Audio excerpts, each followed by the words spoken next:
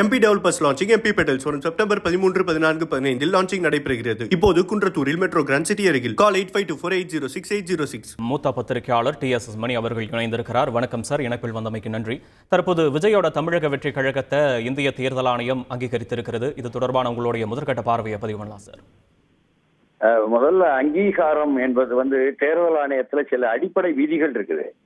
அதாவது தேசிய அளவில் ஒரு கட்சி தான் அங்கீகாரத்திற்காக விண்ணப்பம் கொடுத்தா அதற்கு பெயர் அங்கீகரிக்கப்பட்ட, அதாவது ரெகக்னைஸ்டு பார்ட்டி அல்ல, நான் ரெகக்னைஸ்டு ரிஜிஸ்டர்டு பார்ட்டி என்பதாக, நேஷனல் நான் ரெகக்னைஸ்டு ரிஜிஸ்டர்டு பார்ட்டி, அங்கீகரிக்கப்படாத தேசிய அளவிலான பதிவு செய்யப்பட்ட கட்சி என்று சொல்லுவாங்க.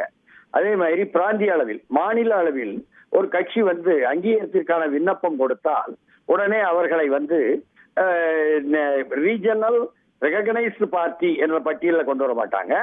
ரீஜனல் நான் ரெகக்னைஸ்டு ரிஜிஸ்டர்டு பார்ட்டி என்ற பட்டியலில் கொண்டு வருவாங்க. அப்படித்தான் தமிழக வெற்றி கழகத்தையும் அவர்கள் இப்பொழுதுதான் விண்ணப்பம் செலுத்தி இருக்கிறார்கள்.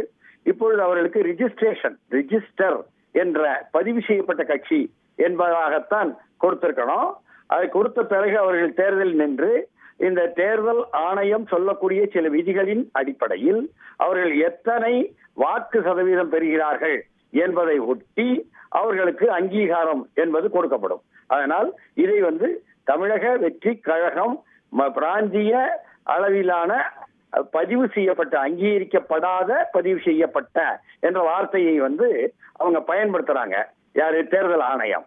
அதாவது நான் ரெகனைஸ்ட் ரிஜிஸ்டர்டு அந்த பட்டியலில் தான் விஜய் தலைமையிலான தமிழக வெற்றி கழகத்திற்கும் கொடுத்திருப்பார்கள் என்பதுதான் நாம் அதிலிருந்து அறியப்பட வேண்டிய நியாயமா இருக்கு. MP Developers launching MP Petals வரும் செப்டம்பர் 13, 14, 15 லான்ச்சிங் நடைபெறுகிறது. இப்போது குன்றத்தூரில் மெட்ரோ கிராண்ட் சிட்டி அருகில். கால் 8524806806.